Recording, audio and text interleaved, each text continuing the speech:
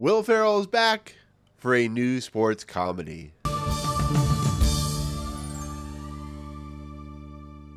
What's going on, everyone? Welcome to Movie Emporium's TV review of the Netflix original series, The Hawk Season 1. This series is created by Will Ferrell, Harper, Steele, and Chris Henchy. So Will Ferrell is, of course, back in another sports comedy series slash movie. This time involves golf and the PGA, and Will Ferrell plays a character named Lonnie Hawkins, who, of course, is known as the Hawk.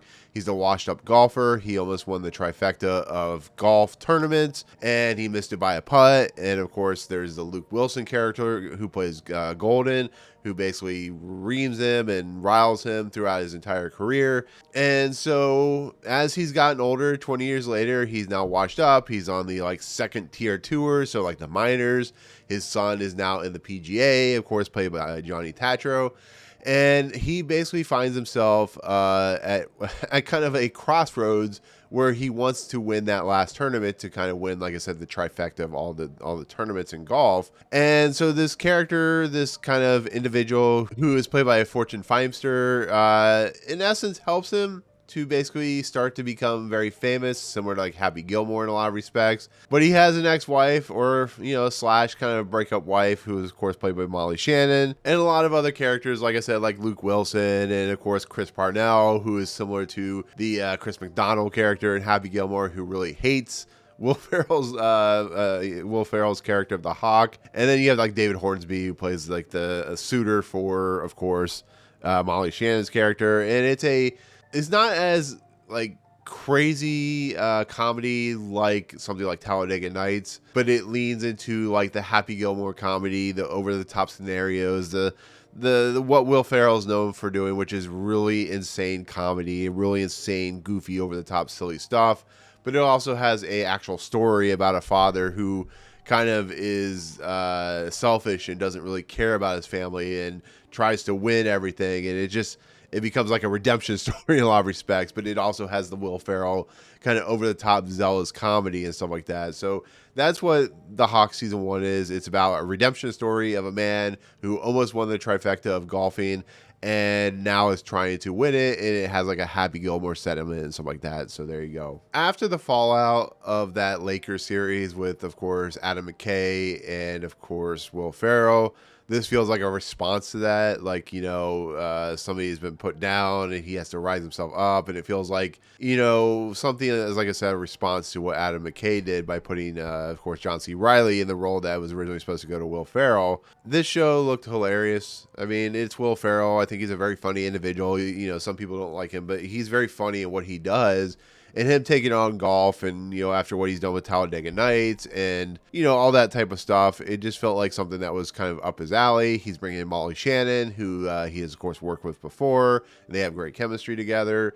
Jimmy Tatro, Chris Parnell, who's always funny. It just seemed like a really fun, entertaining show. It's actually produced by Ryan Johnson. It was 4 of these episodes are directed by David Gordon Green. And so I went in with at least a level of hope that this series was going to be pretty good. And so leaning into what Will Ferrell is known for doing, what this series was probably going to be about, for my honest review of season 1, it's funny. It really is. It's very funny. It's very irreverent. It's very stupid. It fits into what Will Ferrell is very capable of doing, which is be over the top and strange. And it's a series that, doesn't take itself seriously and does over the top and strange stuff. And, is very mature in a lot of respects and exactly what you would expect. A guy who is, kind of selfish and uses his power to kind of corrupt the corruptibility and just being a very stupid, but also being a very forceful individual. And they add in the innuendos and the stuff that you would see Will Ferrell do and his crew. And he has a great supporting cast. Fortune Feimster is really funny as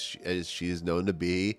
She's great as his caddy, and just kind of the nature of leaning into his worst temptations when it comes to what he is. I like the fact that this series relies heavily on marketing stuff like that, product placements with Buffalo Wild Wings and Olive Garden. I like the fact that every restaurant, I mean, it's a big thing about, the sports world is they focus heavily on big IPs and stuff like that, big restaurant, chains and so on and so forth. So it's really funny that they actually make fun of that. So he's, like I said, he's talking about going to Bojangles or, White Castle or, like I said, Red Lobster. It really leans into that. And of course, he has a son who's played by Jimmy Tatro, who's Lance Hawkins. And, Jimmy's plays pretty similar characters in a lot of the movies he's in, but he's like, once again, he's trying to be the more straightforward character, but also he's very silly and stupid and gets himself in trouble and hates his father because he feels like his father left him. And on top of that, you have like Molly Shannon, who plays his ex-wife, who is trying to sell a hard iced tea alcoholic drink, and she's kind of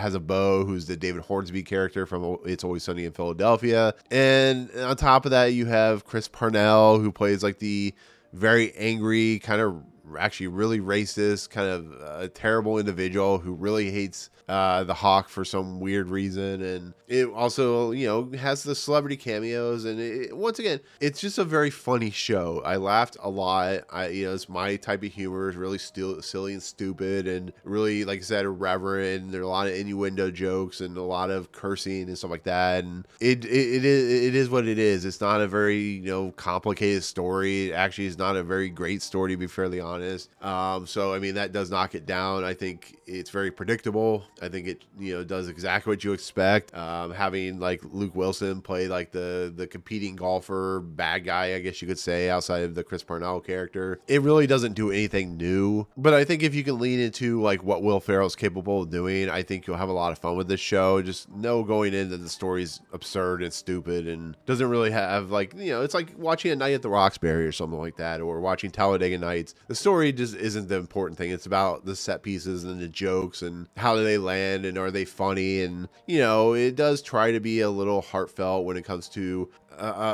a man trying to redeem himself from the darkness that he's put himself into. But because it's a Will Ferrell show, it leads into more the absurdity of everything and the absurdity of the comedy. And that's what, once again, Will Ferrell is known for doing. And it has, it's shot well. It's shot on a lot of locations like Pebble Beach and a lot of golf, places, like the Tiger Woods golf course and stuff like that. And in the end, it's a 10 episode, 30-minute, pretty breezy comedy that is not the greatest when it comes to its story. Is not going to make, Emmy nominations or anything like that, but it's similar to like Eastbound and Down or Vice Presidents. It's just stupid fun. It really is. So that's kind of where I lean on when it comes to The Hawk. It is 10 episodes, 30 minutes. And if you like Will Ferrell's sense of humor and you like the very mature R-rated stuff that he's known for doing, Talladega Nights, stuff like that, it's what it is. There you go. And also, I do have to say this, the thing with his hand is really funny, what happens to it. So I'll leave it at that. But for my final score, I'll give it 8 out of 10. I mean, it's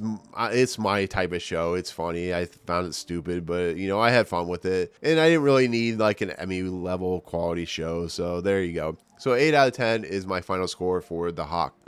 Anyways, thank you so much for watching. I do appreciate it. Comments below, what's your favorite Will Ferrell comedy? What's your favorite moment Will Ferrell has done on like SNL? Let me know. But otherwise, if you like what you see on this channel, hit the subscribe button to join Movie Emporium. Hit that notification bell, top to find what's coming next. If you like this video, awesome. Hit that like button. And as always, we'll see you guys on the next video. Peace out, guys.